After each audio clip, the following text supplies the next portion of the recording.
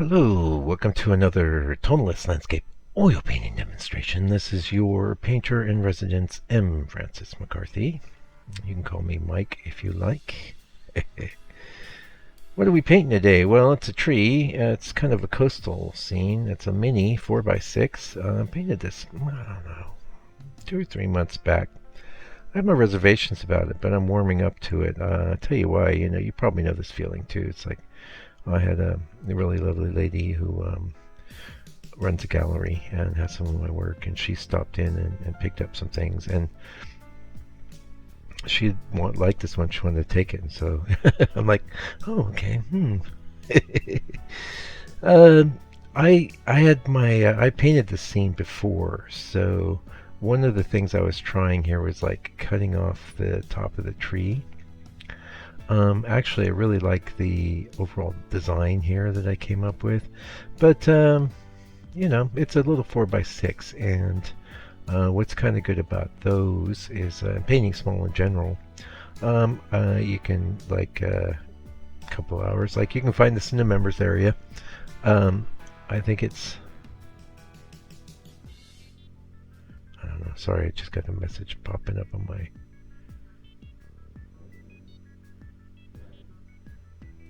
Yeah, anyway, yeah, I'm going to leave all that because I want to get this done. So, you gotta, I think it's about an hour and a half, maybe a little bit more than that. That's an entire painting from start to finish. And now that would also have the color mixing session I threw in, which, was also not that extensive. The smaller the painting, the more I tend to keep things really kind of big, including the stretches between colors and things like that.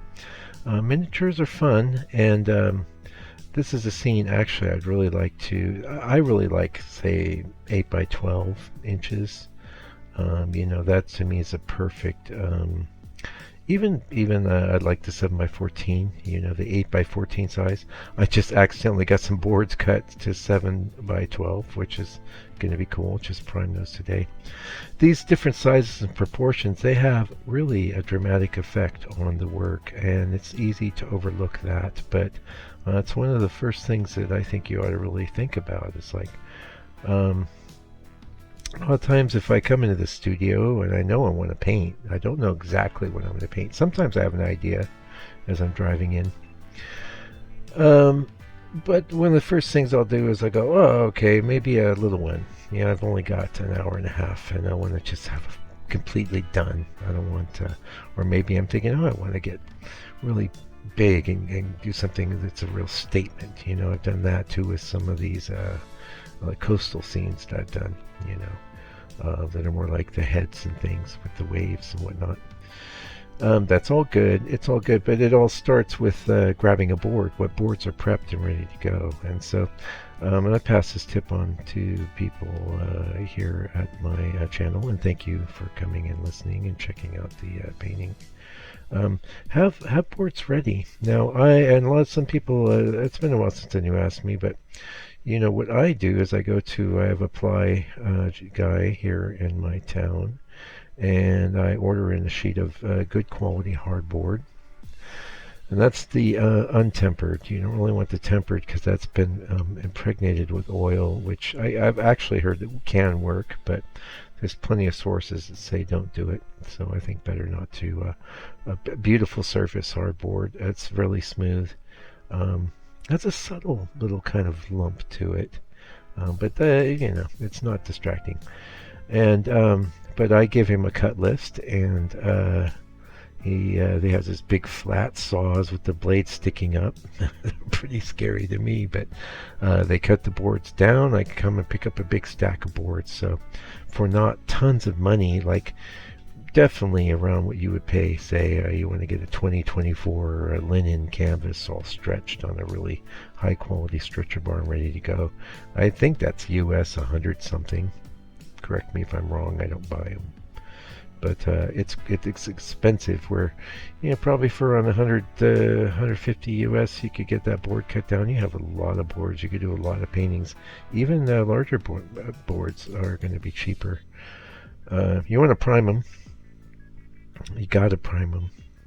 I use transparent gesso because I really like that brown color. I think it's really almost a perfect underpainting color for what I do, but you can adjust that in lots of different ways. I do a check on this channel. If you type the word texture into the search bar on the channel page, you'll see my texturing process, which I just recently did a little painting yesterday utilizing texture. It's very different than the smooth board, and these days I'm a bit more into the smooth board, but I've gone through my textured phases, and it's definitely something you should check out if you haven't been. So I would apply that basically. I use black gesso, acrylic gesso, and I pile it on the hardboard and texture that. And there's a whole process. There's a whole video, and there's, by the way, what am I saying? It's in my book. That was one of the sections I really had to work hard on too. You'll see, because it's quite dense. It's very informative. It tells you exactly how to do it. So check out my book. It's $60 US. I will ship it to you internationally, and you get it. You can. So what's great about the book? Why I like books? I've been on the internet for a long time, since '94, '93. Let me tell you, stuff on the internet just kind of disappears, as a way of just disappearing sometime. And books, not so much. I have books from the 70s, 80s, 60s, even, I don't know if I'm from the 50s, but yeah, I do actually. I have one called Creative Illustration, and that's from the 50s. So, awesome book. So books last, and books are a great resource because you really can just have it propped open there where you're working, and kind of analyze what you're doing, and try and let's face it, you're looking to get a boost, right? It's not really that easy painting, but really fun and gratifying too. You probably wouldn't be here watching this video if you didn't think so. Anyway, let's talk about this painting a little bit. I know I'm a bit rambly tonight. Okay, so we did the underpainting with a burr number, a little bit of perylene black in that. It's kind of a greenish black. Balances out that reddish undertone because there's a lot of red coming through that board too. So that just gives me a nice, more neutral tone. Sometimes it doesn't matter. Sometimes that's what I want. From there, we did some pre-mixtures, which are, like I say, featured in the members area. I take you through that painting. Broke down into those, maybe it's 10 basic colors, maybe 14 in some cases. Depends on the subject and the size and things like that. But then I go and I paint the sky. And the great thing is, and a lot of people miss this, like I've had questions on the channel about this. It's like, because they're getting lessons from somebody, and that guy says, "Oh, never paint the trees over the sky," or whatever they were on about. I says, but with my approach, you have a pretty good indication of where that tree is going to be, although it is thin. In some cases, it's dry, but it doesn't have to be. And so you can paint the sky right up to those edges and keep, if you zoom in on my work, you'll always see the brown peeking through around everything. And, it's just, I do it because it looks fine to me when I'm painting. But sometimes when I zoom in, I go, wow, it did leave a lot there. But in fact, I was just looking at one in my studio here at my house, and I was thinking, wow, did I really leave that much? And what I'd done is use the board color for a whole light series of strokes, which were just done in negative and round them. Anyway, I'm getting off the, we're covering quite a lot of topics today, so. Then we go into, usually restate that, the darkest. And one of the reasons I like doing the underpainting with a color that's not really, it's dark, but my black is a lot darker. Oh, by the way, in this painting, that area there, I really had a bit of a challenge. It was very vague in the reference, but I ended up resolving it, It's a very typical type of scene here where we have these trees and they grow right up, on the coast there. You've got grass and then rocks and trees. Yeah. Anyway, after those darks are in, you can see here, I go in with the dark greens, which are somewhat pre-mixed, but I usually will adjust that pre-mix. Now in this case, you see me putting in those red. The Pohutukawa trees out here, I get these really beautiful red flowers around Christmas time. and that's why they're called New Zealand Christmas trees. And oh, it's a tourist thing. So yeah, in a lot of ways, this painting was kind of to just address that, and probably one of the reasons the gallery owner thought, yep, this would be good, you know, because she knows what she can sell. And hey, we covered a lot of topics in this video, but that'd be a good one to cover, especially if you're, aspiring artist trying to sell work and stuff. And it's always very interesting, why people buy things. And uh, if like they're not that into art, it's because they have a connection to the place. Like I was on vacation and I was at this place and I saw those trees and that was really cool, and I want a memento of that, you know. And that's hard for me as an artist. I don't know how it is for you if you're trying to deal with that stuff in your work.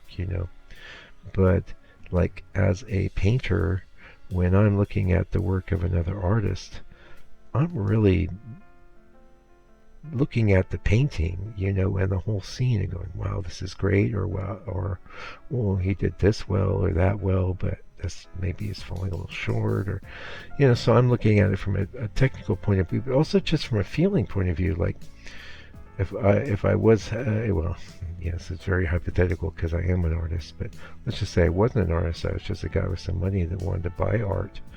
I would buy a painting that moved me, and that's really what is the focus of my paintings. Is I'm trying to get a feeling or quality across. Like that's why I like sunset. That's why I like tonalism. And I think that's the other reason I think this gallery really liked this painting, because it's very tonal, and it manages to be something that people could approach because they're on holiday and they want to, a little, maybe it's even a gift for a relative, or who knows, the just in closing here, since we're getting a little philosophical, a lot of you aren't doing this painting thing full time, and the reason for that is because it's that way it's not easy, and you're going to be living cheap or getting good at marketing your work and things like that. But it's very gratifying to create beautiful paintings, and you can certainly create a lot more if you are doing it full time. But even if you're not, find places to sell your work. There's going to be a receptive audience, and a lot of times the thing to remember is it's because their imaginations are engaged that they want that part of you. And a lot of things that aren't maybe that important to us as artists are totally important to the people that want to buy art, like the story, your story, the story of the place, the story of the painting.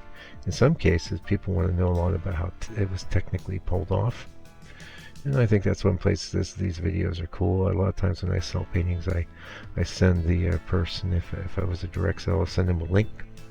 I say, there's your painting, and that's really cool too. I love that. And I'm sure many of you have sold things and are, know that feeling. And if you're not, if you're just being shy, get out there and I don't know. Just what I recommend is very quick. If there's a gallery in your town you'd like to have your work in, get a few of your things framed. Don't spend too much, but don't make them look as decent. And then pop in there one day, find out who the owner is, and pop in there one day when the owner's there, and just like pull them out of your bag and say, hey, I just wanted to show you my work. Have those framed and ready to go, man. And if they like them, they'll say, oh, well, you just leave them here. We'll see how we go. That's the way you do it. Anyway, until I come back with another video for your edification and enjoyment, do me a favor, do me a solid. Take good care of yourself, your family, all of your loved ones, and stay out of trouble. God bless you and your family.